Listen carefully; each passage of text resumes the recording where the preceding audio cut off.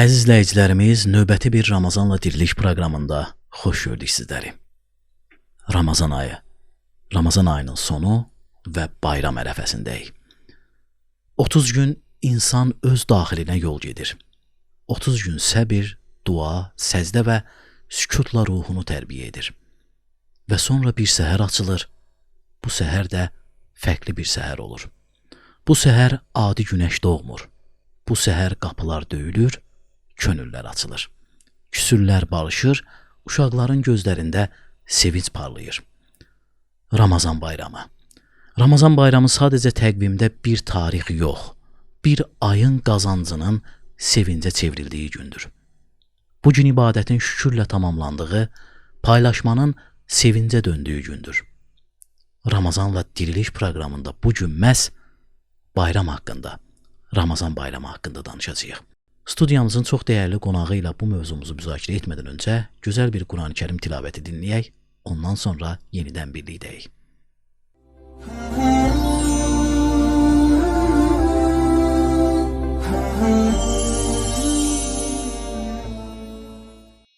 Əuzu billahi mineşşeytanirracim.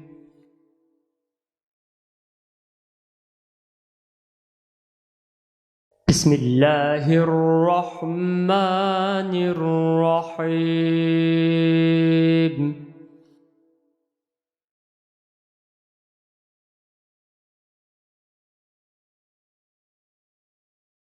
وَلَقَدْ آتَيْنَا مُوسَى الْكِتَابَ فَاخْتُلِفَ فِيهِ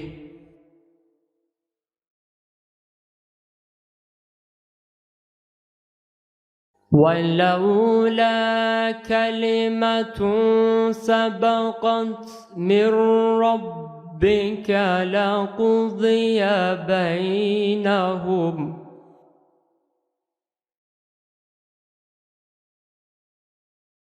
وَإِنَّهُمْ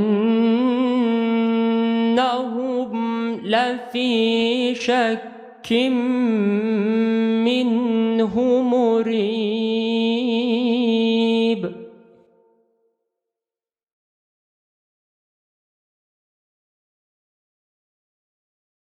وَإِنَّ كُلًّا لَّمَّا لَيُوَفِّيَنَّهُمْ رَبُّكَ أَعْمَالَهُمْ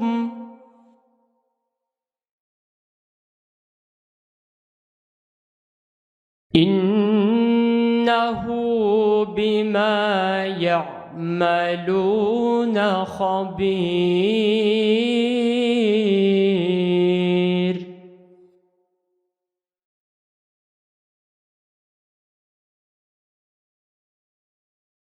فاستقم كما أمرت ومن تاب معك ولا تطغوا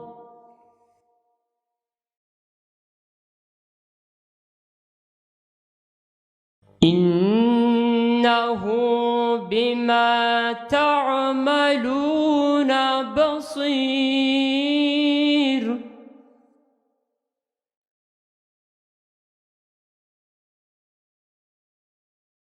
ولا تركنوا إلى الذين ظلموا فتمسكم النار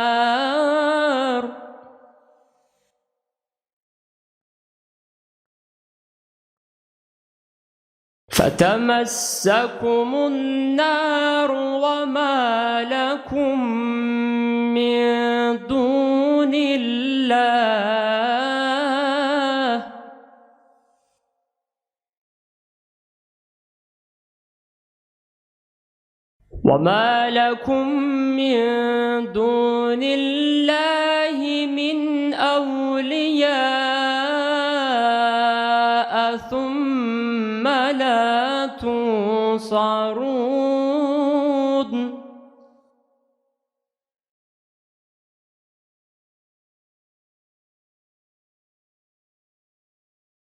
وأقم الصلاة طرفي النهار وزلفا من الليل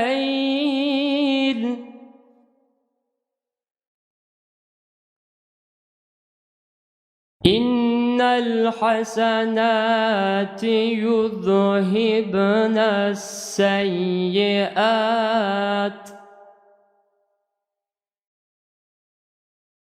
ذلك ذكرى للذاكرين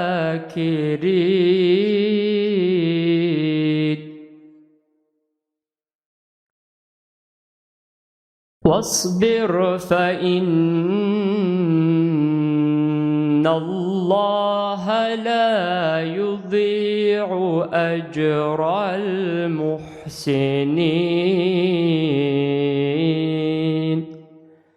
صدق الله العظيم.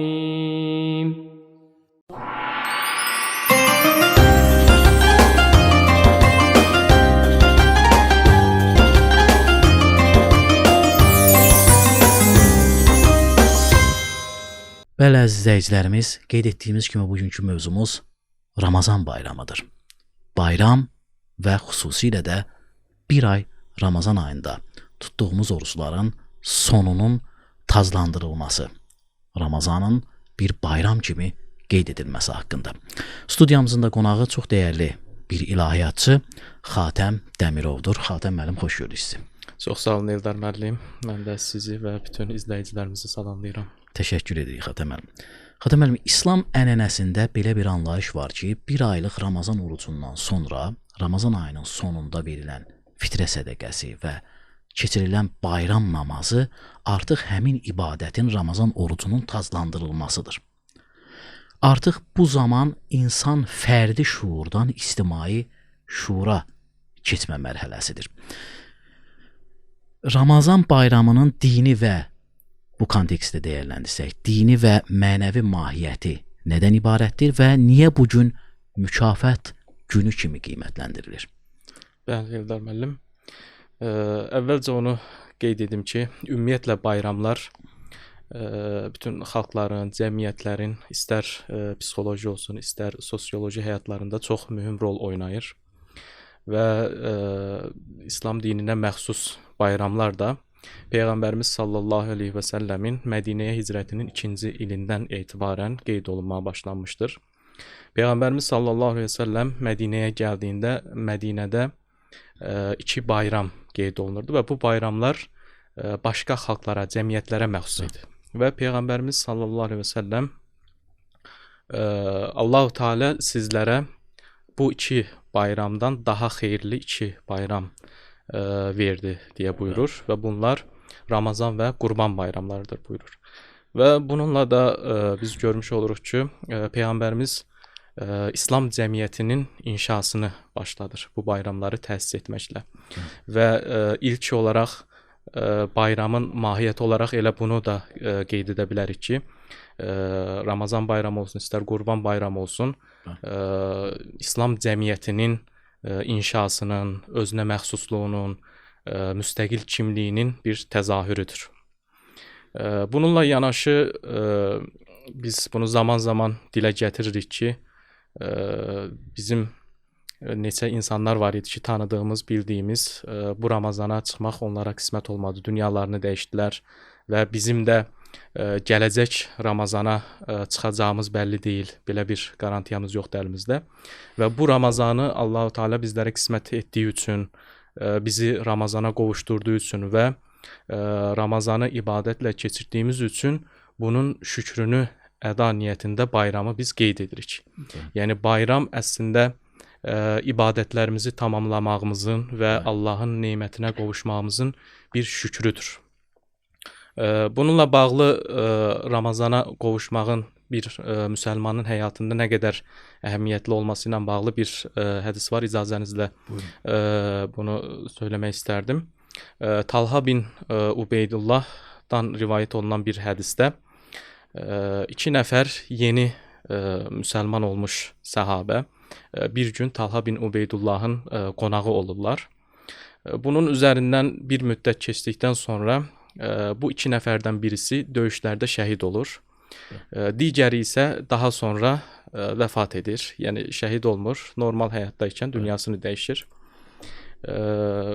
Bundan sonra bir gün Talha bin Ubeydullah yuxusunda bu 2 nəfəri görür.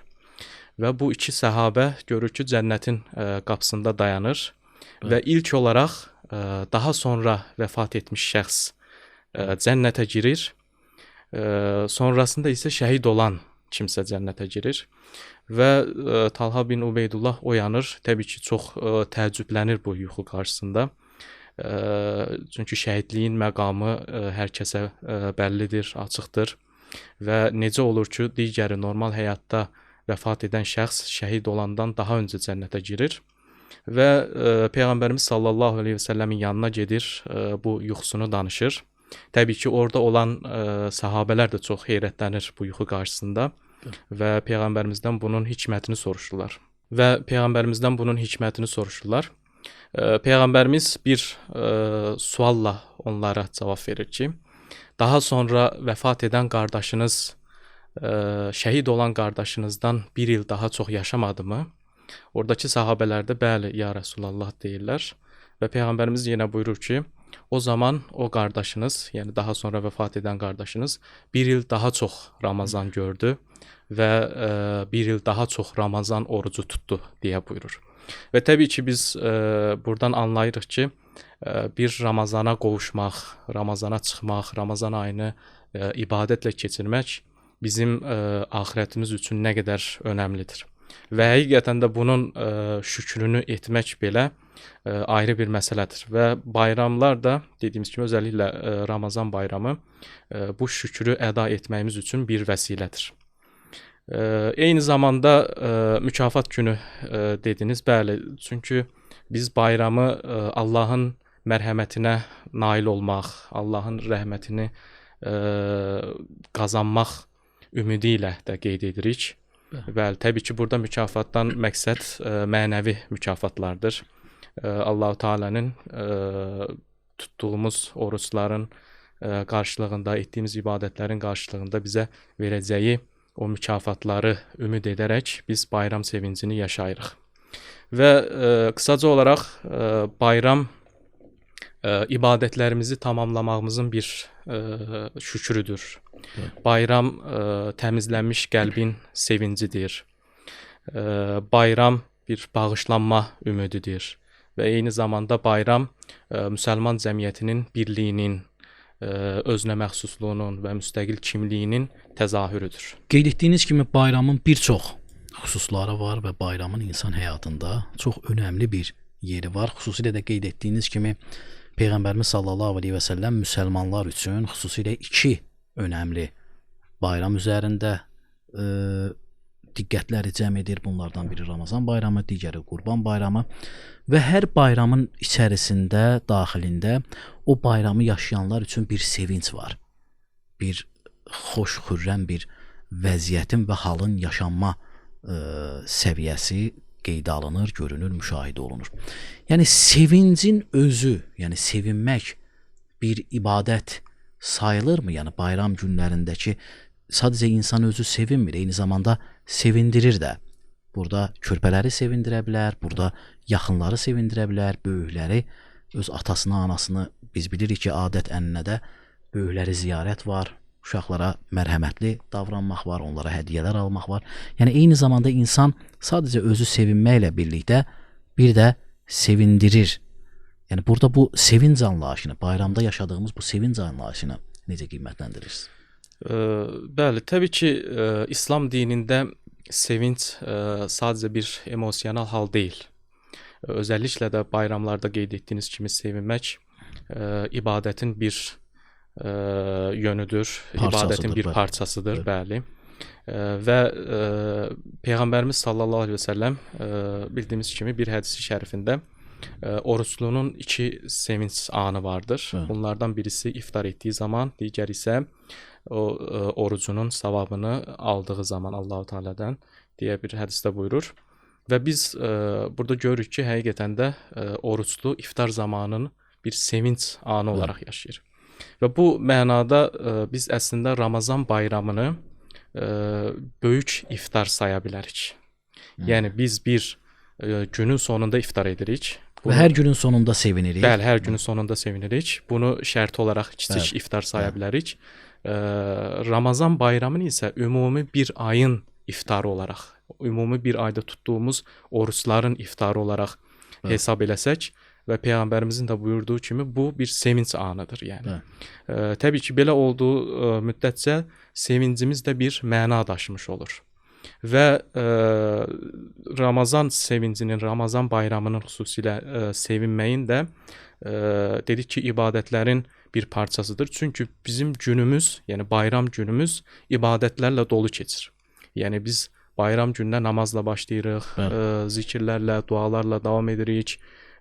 Dediyiniz kimi ziyarətlər olunur, uşaqlar sevindirilir və bunlar hamısı sevinç içərisində edilir və bunların hamısı da ibadətlərdir. Və burada görürük ki, etdiyimiz niyyətlər xalisdir, təmizdir və əməllərimiz də halal çərçivədədir və niyyət xalis olunca, əməllərimiz də halal olunca bunun sonucu, bunun nəticəsi ibadətdir və biz də bunu sevinç içərisində keçirdiyimiz üçün bu da bir ibadətin parçası olmuş olur. Və təbii ki, sevinç də özü İslamda bir ölçüdə olması lazımdır və bir məna kəsb etməsi lazımdır. Bayram sevincimiz də adətən ifrada qaçmamalıdır. Bundan başqa israf olmamalıdır sevincimizdə. Haramlara bulaşmamalıyıq. Başqalarını incidərək bu sevincimizi yaşamamalıyıq. Eyni zamanda başqalarını incidərək bayram sevincini yaşamamalıyıq. Bu şəkildə olarsa həm ölçülü olmuş olar sevincimiz və eyni zamanda da bir məna daşımış olar. Qeyd elədiniz, biz həm oruc açarkən, iftar edərkən sevinirik. Eyni zamanda o hədisdə də çox önəmli bir xüsusa diqqət çəkdiniz. Ramazandan sonra, yəni oruc tutan bir insanın iki sevincini qeyd elədiniz. Həm iftar əsnasındakı sevinc, həm də Rəbbinə Ramazan orucunun o səvabı ilə qovuşduğu andakı sevinc. Bunlar önəmlidir və biz buradan belə bir nəticəyə gələ bilərik ki, insanı əslində ibadətlər nəticə itibarilə bir sevincə, bir xoş bir hala gətirir, çıxarır. Nəticə itibarilə, yəni ibadət edən insan, nəticə itibarilə Rəbbinə yönələn insan, o sevinç dediyimiz anlayış əslində müasir psixologiyada bir xoşbəxtlik anlayışıdır. Yəni insanda artıq o serotonin hormonunun ifraz olunması və insan özünü daha fərəh, daha yaxşı hiss etməsidir. Odur ki, yəni Ramazan ayındakı bu psixoloji bizi yenilənməsi eyni zamanda bizim psixoloji olaraq xoşbəxtlik dərəcəmizin də yüksəlməsinə gətirib çıxarır. Burada biz bayramlarda bilirik ki, Peyğəmbərimiz sallallahu aleyhi və səlləm ümumiyyətlə bir müminin digər müminlə küsülü qalmasını heç bir zaman uyğun görməmişdir. Ən çox 3 gündən artıq uyğun görülməmiş və 3 gün içərisində mütləq şəkildə barışmaları lazım olduğunu qeyd edir. Bununla da birlikdə bizim ənənəmizdə bayram günlərində böyüklər və yaxud da dostlar, tanışlar digər yaxındakı insanların, küsülü olan insanları barışdırarlar. Yəni eyni zamanda bayram günləri bir küsüllərin barışdığı gündür. Bu mənada, yəni sualımızı bu şəkildə qoysaq, bayramlaşmaq və küsüllərin barışması ənənəsi hardan gəlir və bu davranışın mənəvi dəyəri nədən ibarətdir? Bəli, çox gözəl bir nöqtəyə təmas etdiniz Eldar müəllim. İslam dinində bayramlaşmaq ümumi olaraq İslamın qardaşlıq, birlik, ülfət prinsiplərindən irəli gəlir və Peyğəmbərimiz sallallahu əleyhi və səlləmin zamanına baxdığımızda da səhabələr bir-birlərini bayramlarda Allah bizdən və sizdən qəbul etsin şəklində təbrik edirlər. Orijinal ifadə ilə, ərəbcəsi ilə təqabbəlallahu minnə və minkum şəklində bir-birlərini təbrik edirlər, bayramlaşırlar və Peyğəmbərimiz buna qarşı çıxmır. Peyğəmbərimiz bunu təşviq edir və bunun da bir Peyğəmbər sünnəsi olduğunu görmüş oluruq. Eyni zamanda küsüllərin barışması da təbii ki, yenə İslamın ümumi mənada sülh, islah prinsiplərindən qaynaqlanan çağırışlardır. Bəli. Və Allahu Teala Qurani-Kərimdə Hucurat surəsi 10-cu ayətində heç şübhəsiz ki, möminlər qardaşdırlar, elə isə onların arasını düzəldin deyə buyurur. Bu ayətə biz baxdığımızda küsüllərin barışması bir əxlaqi prinsip və ya gözəl davranış olmaqdan daha ziyadə, bu daha çox Allahu Teala'nın müsəlmanlara yükləmiş olduğu bir dini vəzifədir, dini bir əmrdir. Bəli, təbii ki, burada ayətdən də gördüyümüz kimi bir müsəlman qardaşlar arasında hər hansı bir ədavət varsa, hər hansı bir problem varsa, onların arasını düzəltməyimiz lazımdır. Və burada həm küsülü olanların barışması, həm də buna vəsilə olmaq, o küsülləri barışdırmaq önəmlidir. Və eyni zamanda sizin də qeyd etdiyiniz Peyğəmbərimiz sallallahu əleyhi və səlləmin hədisi ki, bir müsəlmanın bir müsəlman qardaşına 3 gündən artıq küsülü qalması halal deyildir hədisdə. Bu ayəti dəstəkləyir, bəli. Və biz təbii ki, Ramazan bayramında xüsusilə küsüllər barışmalıdır deyirik. Bunun da bəzi hikmətləri var.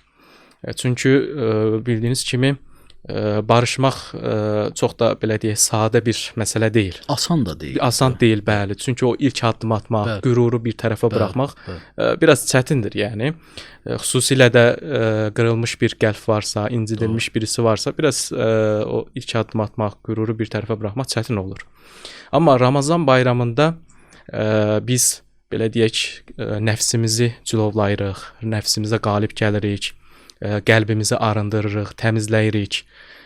Bu biraz daha rahat olur. Yəni bir mənada keçmişdə olan hər şeyi arxada qoyuruq. Ramazan ayında necə ki, bütün kirlərdən, bütün o mənəvi daxilimizdə yığılan o belə deyək, bizim xoşlamadığımız o davranışlardan necə ki uzaqlaşırıq, eyni zamanda biri haqqında, o küslüyümüz insan haqqında yanlış düşüncələri də bir kənara atmağı bacarmalıyıq əslində. Bəli, tamamilə doğrudur, bəli. Və Ramazan bayramında o dediyimiz barışmaq, işte qüruru bir tərəfə buraxmaq daha rahat olur bu mənada. Və eyni zamanda küsüllərin barışması bayram sevincinin tamamlanmasına səbəbdir. Yəni sevinç günüdür dedik, bayram günü.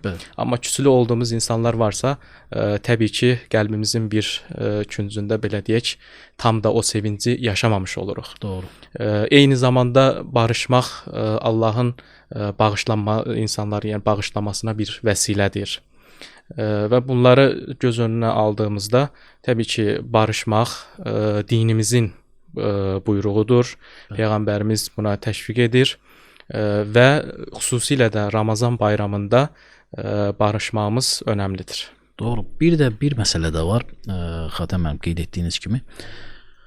Olur ki, məsələn, insan yad birindən inciyər və ya da ondan küsər, bəlkə də o onun sevincini bir o qədər də bayram günündəki o sevincini azalda bilməz. Amma insan var ki, bəzən öz yaxınlarından incik düşür, bəzən öz qardaşından, bacısından, atasından, anasından daha yaxın bildiyi o insanlardan incik düşür və müəyyən qədər o qəlbində küskünlük yaranır. Və bu bayram günündə qeyd etdiyiniz o sevinci bir insan öz sevdiyi insanlarla birlikdə olduğu zaman, onlarla o sevinci paylaşdığı zaman tamamlanmış və mütləq bir sevincə çatmış olur. Doğrudur. Bir yaxından o sevinc uzaqlaşmaq olursa, o inciklik olursa, dediyiniz kimi o sevinc hissi həqiqətən də onda əksik qalır, yarım qalır. Bu Ramazan ayının sonunda məhz bir Ramazan ayına xas, önəmli bir İslam dininin qoyduğu bir prinsip var və xüsusilə də bu ibadət önəmli bir ibadətdir. Bir insanın sosial həyatının müsbət mənada dəyişməsi üçün, insanlar arasındakı münasibətlərin, varlı ilə kasıb arasındakı o əlaqənin güclənməsi baxımından bu da fitrə sədəqəsidir. Fitrə sədəqəsinin Ramazan bayramından, hətta bayram namazından öncə verilməsi təşviq edilir. Bunun hikməti və mahiyyəti nədən ibarətdir? Təbii ki, bütün ibadətlərdə olduğu kimi fitrə sədəqəsində də həm fərdi, həm toplumsal, həm mənəvi, həm maddi bir çox hikmətlər vardır. Yenə bir hədislə bu məsələyə təmas etmək istəyərdim. İbn Abbas radiyallahu anhdan rivayət olunan bir hədisdə belə buyurur. Rasulullah sallallahu əleyhi və səlləm fitr sədaqəsini oruç tutanın mənasız, xoşa gəlməyən əməllərdən təmizlənməsi və imkansız şəxslərin yeməsi üçün bir azuqə olması üçün fərz buyurmuşdur deyə buyurur hədis-i şərifdə. Və biz bu hədisdən həm sualımıza da cavab olacaq iki hikməti görmüş oluruq. Burada bir fitr sədaqəsi bizim oruçlarımızdakı naqisliyi, əksiklikləri tamamlayır. Və bu mənada biz bayram namazına qədər bu sədaqəni veririk ki, bayrama tam bir şəkildə ibadətlərimizi tamamlamış bir şəkildə çıxaq. İkinci nöqtə isə, bəli, digər ehtiyacı olan insanların ehtiyaclarını qarşılamaq, onların da bu bayram sevincinə şərik olmaları, bayram sevincini yaşamalarına vəsilə olmaqdır.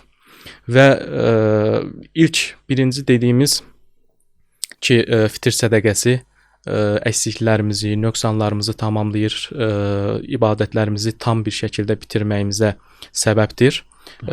İslam alimləri bu nöqtədə fitr sədaqəsini namazdakı səhv səzdəsinə bənzədirlər. Necə ki, səhv səzdəsi namazda etdiyimiz yanlışları, unutduğumuz bəzi xüsusları tamamlayır. Fitr sədaqəsi də bu mənada Ramazan orucunu tam, kamil mənada bitirməmizdə bir vəsilədir və biz bu şəkildə bayrama çıxmış oluruq. Təbii ki, istər-istəməz bəzi əksiklərimiz olur, xətalarımız olur, orucun mənəviyyatına xələl gətirəcək davranışlarımız ola bilər və bunları biz fitr sədaqəsi ilə tamamlamış oluruq. İkincisi isə dediyimiz ehtiyac sahibi insanlara kömək etməmiz, onların da bu bayram sevincini yaşamasına səbəb olmamız cəmiyyətdə də sosial ədaləti düzəldir, sosial dayanışmanı gücləndirir insanlar arasında. Və buna görə fitr sədaqəsini də ən az miqdarda götürürlər ki, daha çox insana bu sədaqəni vermiş olaq və daha çox insanın bu bayram sevincini yaşamasına səbəb olaq. Elə fitrə sədaqəsindən danışmışkən, Xatəm müəllim, burada izləyicilərimiz üçün də maraqlı olar. Çünki ildən ilə bu fitrə sədaqəsinin miqdarı da və onun nədən, hansı cins əşyalardan və ya maddələrdən verildiyi və eyni zamanda ümumiyyətlə əgər biz maddi pul vahidi olaraq onu qeyd etsək, yəni onun miqdarı nə qədərdir təxmini olaraq, ümumi mənada bu nə ilə ölçülür və bunun mahiyyəti nədən ibarətdir? İzləyicilərimiz üçün bunu da bir də aydınlaşdıraq. Bəli, fitr sədaqəsi dediyimiz, ilk öncə bunu söyləyək ki, fitr sədaqəsi vermək üçün dinin müəyyən etdiyi miqdarda zəngin olmağa ehtiyac yoxdur.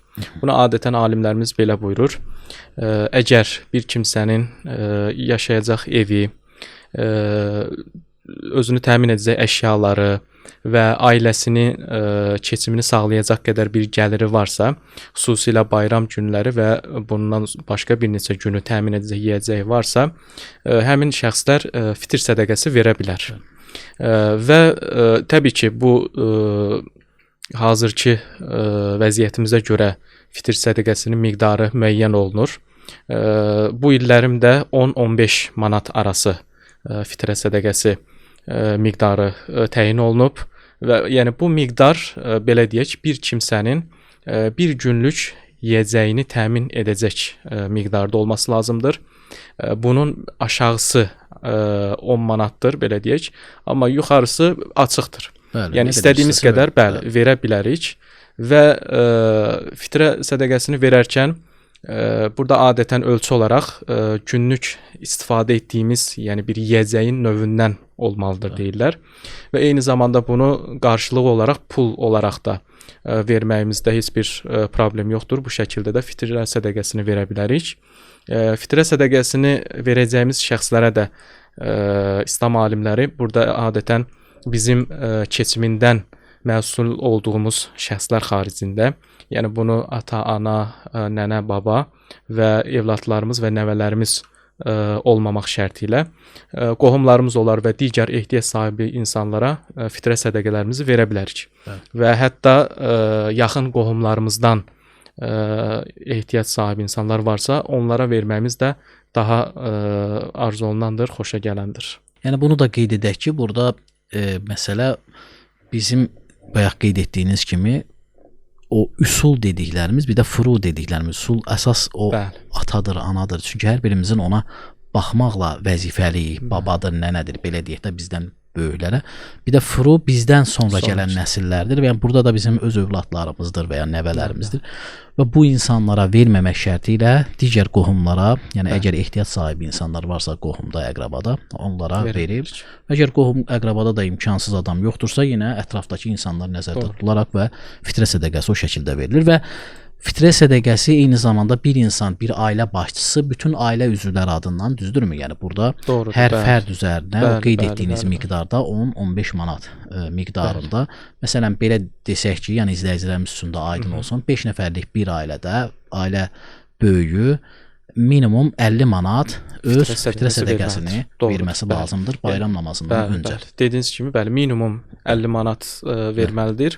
Amma istərsə bunu Əlbəttə ki, istədiyi qədər, yəni fitrə sədəqəsi, yəni 50 manatın üzərinə də çıxara bilər. Çıxara bilər. Bəli. Burada da əziz izləyicilərimiz Xatəm müəllimin qeyd etmək istədiyi əsas önəmli məsələlərdən biri burada bir insanın bir günlük belə deyək, qida rasionuna daxil olan o miqdar nəzərdə tutulur. Olur ki, məsələn, bəzi elə insanlar var ki, sadəcə gündəlik 10 manatlıq yemək yemir, elə restoranlarda gedib oturur ki, o insanlar bəlkə də hər öynədə bir 20-30 manatlıq bir verir, o xərci çıxır. Yəni bu adam da öz dəyərinə görə də onu, əgər imkanı varsa, deyək bir gündəlik onun qidalanma, o rasionuna xərclədiyi pul 100 manattırsa və yaxud da daha çoxdursa, o qədər də öz fitrə sədəqəsini versə, kasıbları daha çox sevindirmiş olar. Yəni burada yuxarısında Xatəm müəllimin də qeyd etmək istədiyi məsələ odur ki, üstündə yəni nə qədər çox verilməsində heç bir xələl yoxdur, bir maneə yoxdur. Son olaraq Xatəm müəllim, bir Ramazan ayında insan saflaşır, təmizləşir, həm ruh olaraq, həm bədən olaraq. İnsan həm mədəsini oruç tutdurur, həm digər əzalarını oruç tutdurur və bu Ramazan ayında digər aylarda etdiyi bu və ya digər nöqsanlar olsun, günahlar olsun, onu etməməyə çalışır və bir saflaşma prosesi gedir.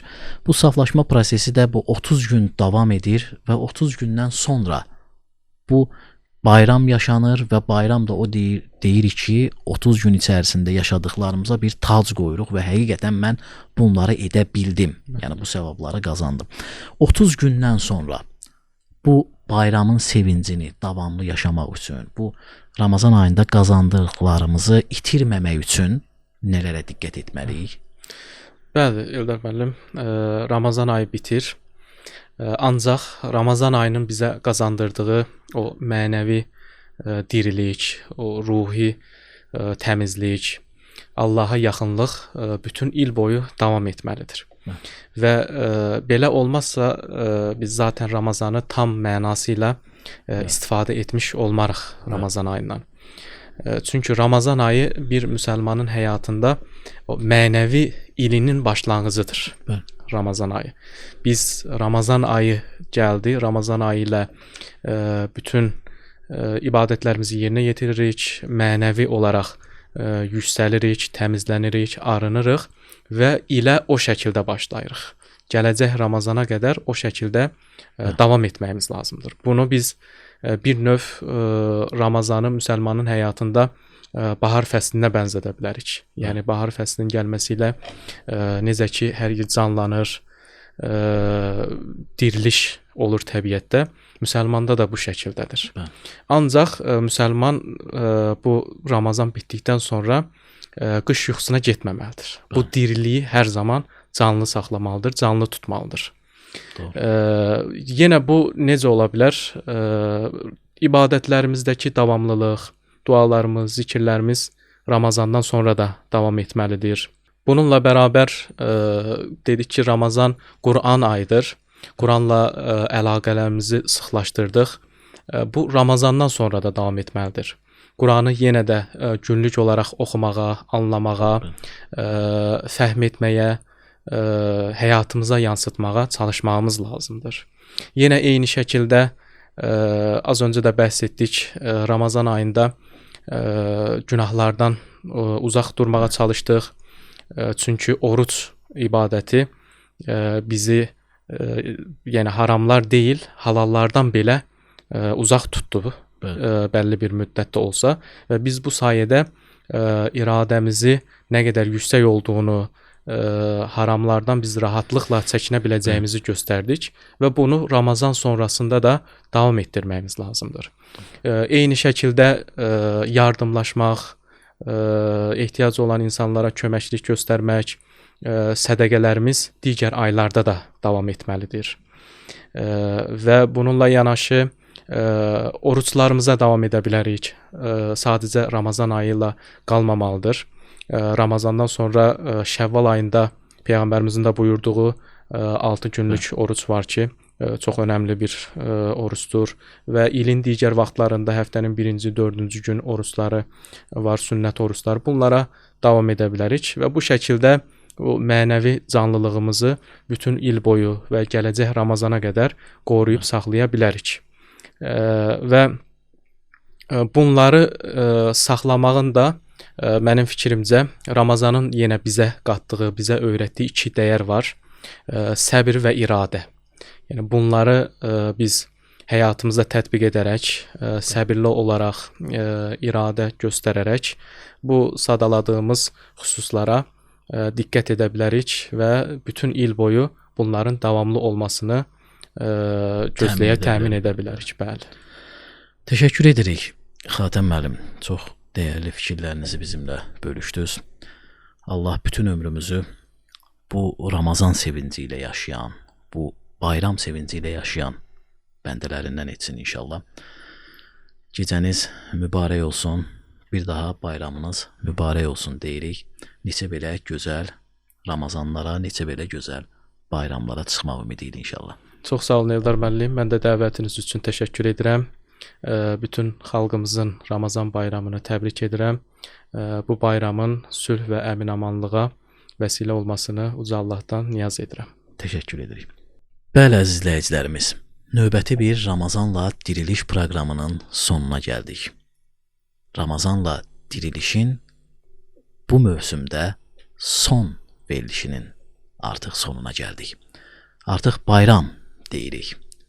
Bayramınız bir daha mübarək olsun. Bugün biz bayram haqqında danışdıq. Studiyamızın çox dəyərli qonağı ilə birlikdə. Son olaraq, Ramazan bizi dəyişmək üçün gəldi. Bayram isə bu dəyişimin sevincidir. Əgər Ramazanda qəlb yüngülləşdisə, əgər bir dua göz yaşı ilə qarışdısa, əgər bir ehtiyac sahibinin üzü güldüsə, deməli bu bayram sadəcə bir gün deyil. Bayram qəlbin təmizliyinin təntənəsidir. Bayram insanın insana yaxınlaşdığı andır. Bayram diriliyin davamıdır. Qoy bu sevinç bir günlə məhdudlaşmasın. Qoy Ramazanın nuru bayramdan sonra da həyatımızda qalsın. Bayramınız mübarək olsun.